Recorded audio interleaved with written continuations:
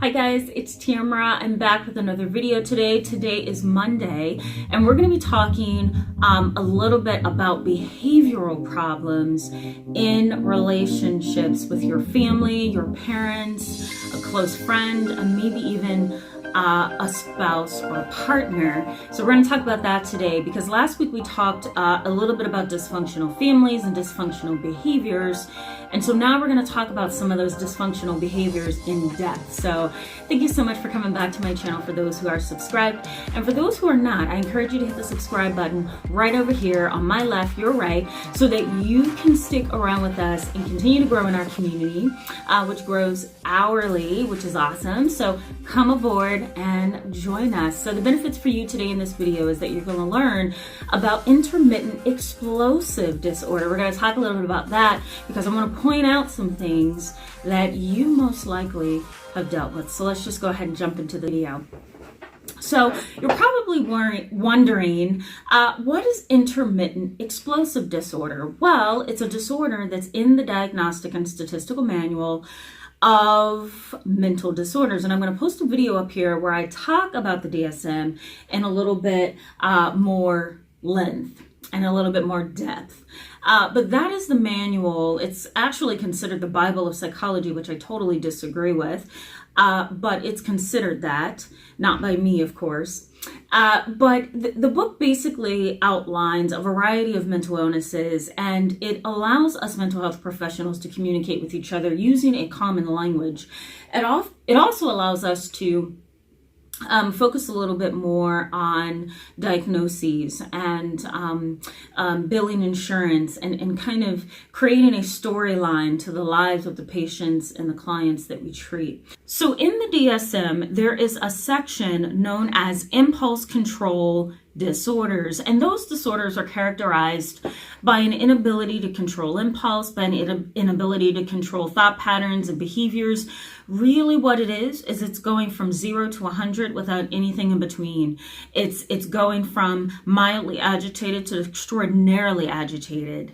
Impulse control disorders are very difficult to diagnose because the person doesn't typically seek help unless something is going wrong in the family and they recognize their need for treatment. Other than that, they don't get treatment. They don't think that it's a problem.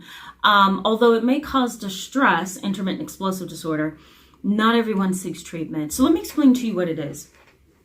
So intermittent explosive disorder is a behavioral disorder, I should say, but it's categorized under mental disorders. And basically what happens is the individual goes from 0 to 100. They are instantly triggered.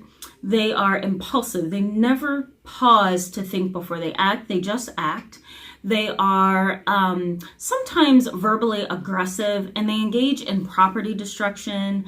They also engage in physical assault sometimes, and they may have run into the law, either as a juvenile creating fights, or as an adult, assaulting, domestic violence, that kind of thing. Really what it is it's an inability to control emotional reactions to triggers. The emotional response is disproportionate to the trigger.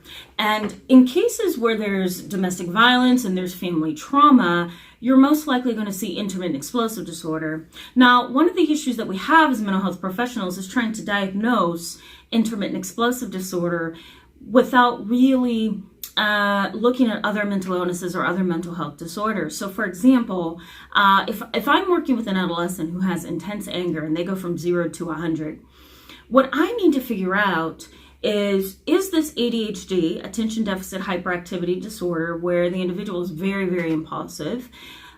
Is this oppositional defiant disorder by any chance, right? Is this conduct disorder? Or is this substance abuse disorder? What am I dealing with here? And so what I've recognized even in my work with kids who are very, very angry is it's hard to tease it apart because intermittent explosive disorder is very organic. It's very basic. It comes from a place of an inability to control oneself. It's impulsive. So the person really does lack self-control. Oppositional defiant disorder, conduct disorder, sometimes ADHD And even antisocial personality disorder, which is really known as a sociopath, they are getting something in some fashion from their impulsive behavior. So let me give you an example. So say that you live with your spouse and your spouse gets angry at the drop of a hat, right? All they want to do is argue. All they want to do is fight. They want to nitpick and tick for tack, and the list goes on, right? They like to argue and argue their point, and they like to be confrontational. You give that partner, that spouse of yours, leverage when you react, right? Getting angry, slamming doors, being passive aggressive, being manipulative in return, lying, minimizing, ignoring, right? You give that person who is seeking that kind of engagement and attention something, right? They take your peace in exchange for a boost in their ego, in exchange for a boost in their self-confidence, because they recognize that, okay, I'm getting him or her to respond, and that's what I want. Kids do this all the time. They push their parents' buttons and they keep pushing buttons until the parent pops, and then they recognize, that's the button I'm going to use so that I can go to my friend's house on Friday. So adults do that as well, right? So if you have that kind of interaction that's manipulative, then you need to be considering and thinking of, is what I'm trying to say, what is it that I'm giving this person in response for their behavior? Okay, so that's the number one thing that you want to look at. Someone with intermittent explosive disorder does not get that kind of stimulation from creating problems. They really can't control themselves. It's really difficult. There may also be some attempts to restrain themselves or refrain from engaging in confrontation, but you're going to recognize that it's going to be distressing to them. It's going to be difficult because, again, they're trying, but they just don't have what it takes to get through it. All right. So you're probably wondering now, well, where does this come from? Because intermittent explosive disorder is so very difficult, there's not one way to look at this. What you really want to focus on is environment, genes, and neurology. Biology or genes, environment, and neurology. That's what you want to focus on. So let's start with environment. Learning behaviors is something that happens for most people as they're growing up, right? Child development, adolescent development, young adult development. If a person is in front of somebody who constantly argues and they're confrontational and they're rude and disregarding and selfish and pushy and manipulative and bullying-like, then the individual is going to pick up on that, right? So that's the learning piece of this. The other piece of this is genetics. Biology and genetics, and we've talked a lot about that on this channel. I'm going to post a video that I did recently on epigenetics, on biomarkers, in case you want to go back and look at that in terms of trauma. But the other piece of this is definitely genetic and biological, right? So, what's this person's temperament? What are they used to doing? How are they used to reacting, right? Do they not know how to react appropriately because it's something internal that they cannot control? The other thing to look at is neurology. There's different parts of the brain that's largely affected by intermittent explosive disorder. Brain regions such as the limbic system and the amygdala, those are the two systems that has a lot to do with our emotional memories. I talk about it a lot on this channel. Emotional memories, kind of being triggered emotionally, right? Sex drive, all of that stuff is centered in the amygdala and the limbic system. And so there's a huge neurological piece of this as well.